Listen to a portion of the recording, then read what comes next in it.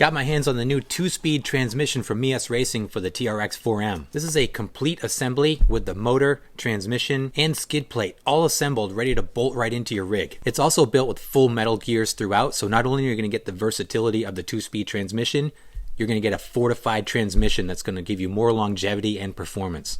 We dropped this thing into the new IR40 build that I just did, and I can't wait to show you guys how it works. So let's jump in. We're going to check out the transmission motor combo first, then we'll install it and run this thing to see how it does. So let's check it out. All right, let's open this thing up. So this comes in a couple different color variations. You can get a black gearbox, or you can get the silver. We've got the silver here. Looks like it's aluminum sliders. Look at that. That's a beefy piece of hardware right there. Love that it comes all pre-assembled. It's got this nice aluminum housing. This does have all metal gears throughout. Comes with the 180 size motor on it, the 87 turn, which is very similar to stock for the TRX4M. Gear ratios on this, it's got two different gear ratios, obviously with the 2-speed. It's got a 15.7 to 1 ratio for the high speed, and it's got a 56.6 to 1 ratio on the low speed. Now on the high speed, that's a lower ratio than the Traxxas high-speed gears that are available, and it's a lower ratio than the crawler gears that are available.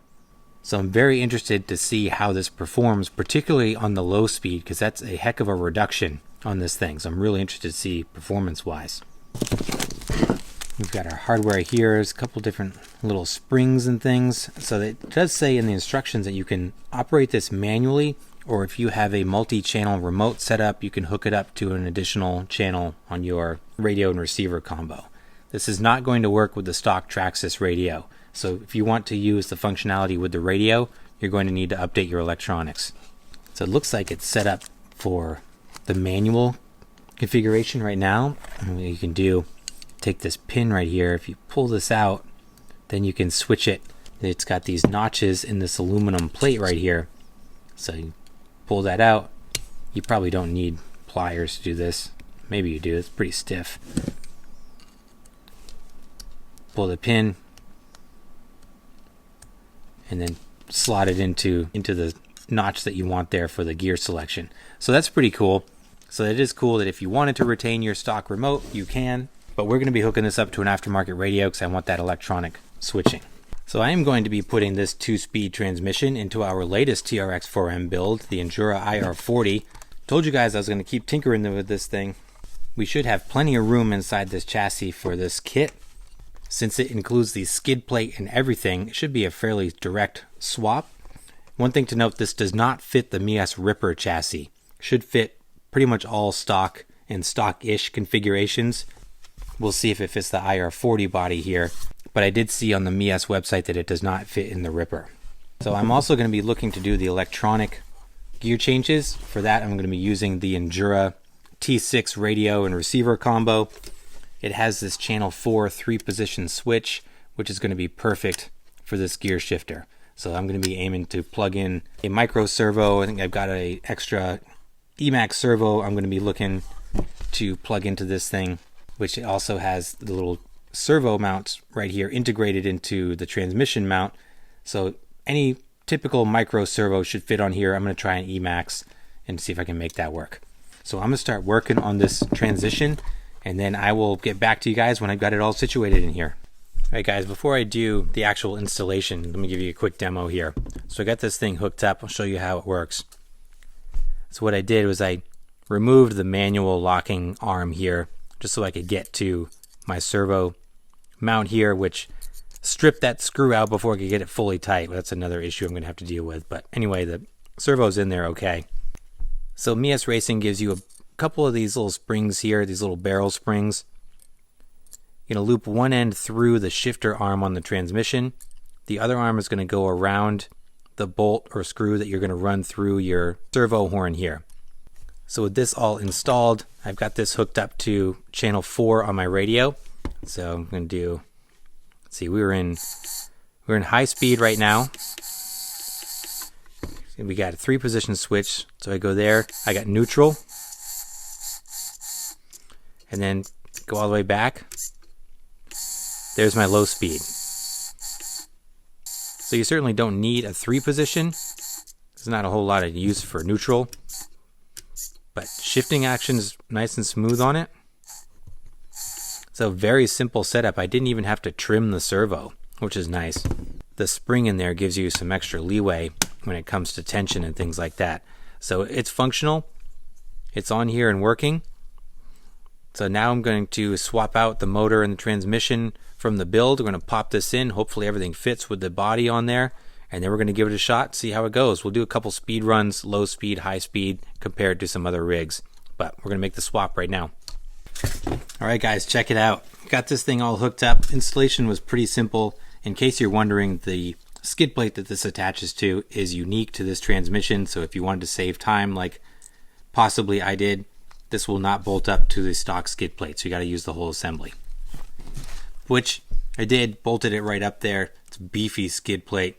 Put the sliders on as well, which I really wasn't intending on doing, but then I realized once I put this together with this larger transmission and the shifting mechanism in the back, you lose your battery tray. So what I did with the sliders, I put my receiver on one, I put my battery on the other. Just hold on, there was some Velcro, seems to be pretty tight. So everything is situated on there. It looks pretty clean, actually. I'm pretty pumped with how it came out. Thankful for those sliders after all. I didn't see if the body fit. We're going to find that out together shortly. But I did try this out, make sure everything's functioning. So check this out. This is in low speed right here. Look at the slow crawl on this thing. So we've got that ultra low gear reduction in the low speed combined with the MB100 ESC from Enduro. Look at the slow speed. Unbelievable. Just like a brushless motor. Incredibly slow. Slow all around. That's max speed right there. That's all you get for wheel speed with that little thing. But let's switch it into high gear.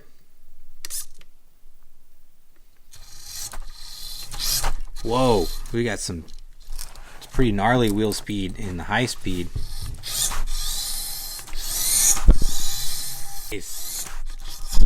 Whoop, gotta knock my camera over there. Love the versatility with this setup. I'm very impressed. Neutral, low speed, shifting is nice and smooth. Oh man, that is awesome. Very cool. Now, moment of truth here. Let's see if I can close the body. That's a negative. Bummer. Man. Battery fits. Receiver does not. Which is okay. I think I can just do what I was doing before and just let this thing kind of flop around in there for the time being. So I will have to find an alternative place for that. Yeah, not super pumped with that with the body closed. I mean, it's okay, I guess. The body doesn't sit flush with the sliders, but okay, that's all right. It'll be a work in progress. At least I got the body closed. We'll be able to run this thing, see how it does. It's functional. Now we just got to fine tune it, get everything situated, which is not a big deal. Alright guys, quick update before I get into the run footage. I made some tweaks to this thing and got the setup much better. So what I've done is in the back, I rotated the MB100 ESC and it made room for the receiver right in the back. So in the bed here, I've got all of my electronics squared away in there nice and tight. It looks great in there. Still have to do some wire management here. It's tough to clean up these wires in the back in general, but I think with some zip ties I can at least pull them together so it's not so all over the place. But the biggest thing, and I got to give a huge shout out to the RC community for pointing this out, sometimes the most obvious solutions right in front of my face I overlook. And that was the case with these sliders. After posting some pictures online, I got a comment on Facebook to just flip them upside down. So I rotated the sliders, flipped them upside down, and it snugs them right up to the body, perfectly suited to this chassis. Now I've got the battery is still on that slider, but you can't see it whatsoever. It is completely enclosed, super tight in there. Nothing's going anywhere. So that was a great tip, and just so thankful for the community for pointing out oftentimes are very complicated and ingenious solutions, and sometimes even just the simple and effective ones that I overlook. So this was the latter, and I really appreciate it. It made the build so much better. So now that we've got this thing in a much better place, let's check out some speed runs and see how this thing stacks up. All right, for our first speed run, we're going to do low speed. So on the left-hand side, I got the black TRX4M High Trail. This is running a Mofo RC Torque Beast motor and the Traxxas crawler gears. Now we're going to stack it up against the IR40 in low gear. So here we go. Let's see how they do. Whoa, you can see the Traxxas gears are significantly faster.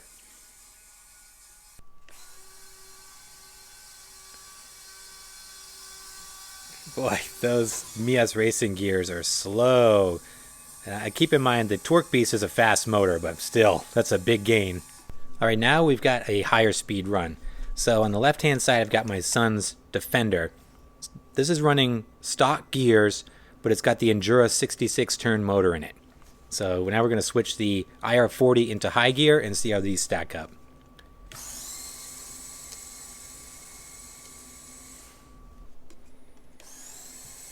So these two are much closer, but the Traxxas gears, stock gears, still faster. All right, let's see how this thing crawls on the course. Snowed last night and it's bitter cold outside, so we got to stay in on the indoor course. Still have some fun. That ultra low first gear crawls so good. My gosh, this thing is like brushless. That low gearing combined with that Endura MB100 ESC, this is a heck of a combination here.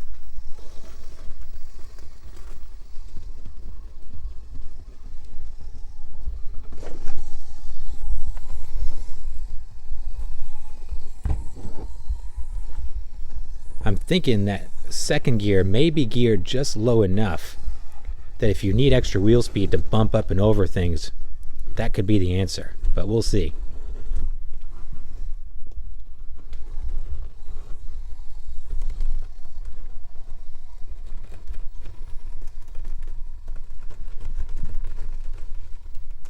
I just love the slow speed control, able to get up and over the canyon, a really aggressive line.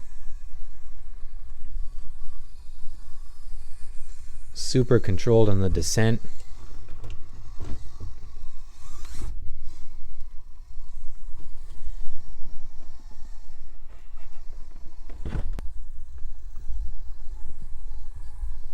Transmission's a little noisy with those metal gears. To be expected. It's not obnoxious, but it is noticeable.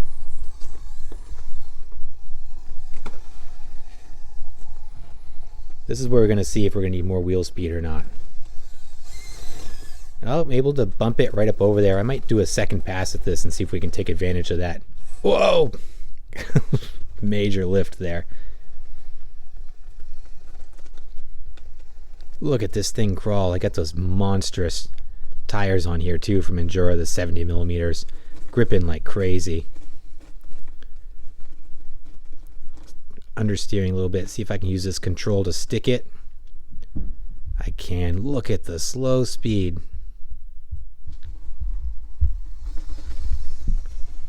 Let's try this one more time. I'm going to see if I can use the high gear to bump us up and over here a little more aggressively.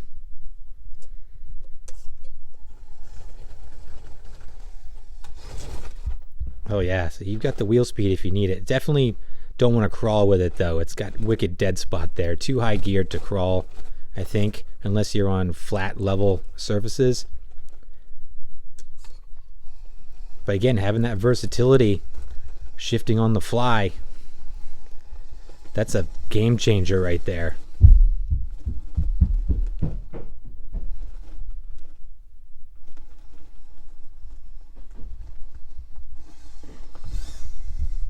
And let's crawl up Hell's Gate here, see how it does.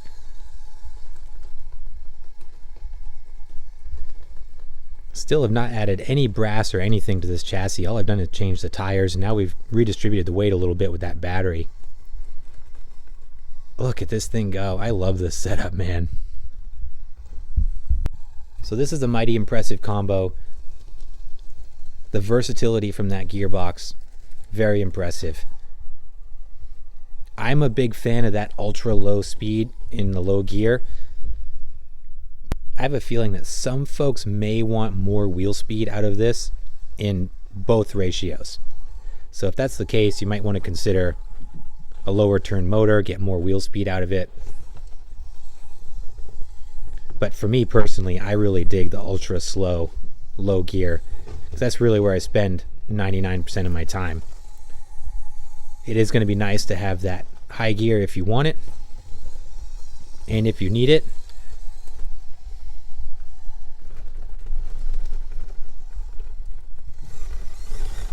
It's like right here. See if I can use it again.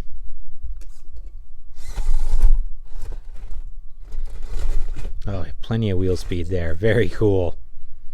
There you have it, my friends, the 2-speed transmission in this thing. Let me know in the comments down below, what do you think of this setup? The cost for this unit's $56, and like I said, you do get the 2 choices of colors. You can get the full silver version like what we have here, or you can get a fully blacked out version. Looks like as of right now, it only comes with the 1 motor, but you can always swap that out for any other TRX4M compatible motors. I'm super impressed with this transmission combo. I think this is a game changer for the TRX4M.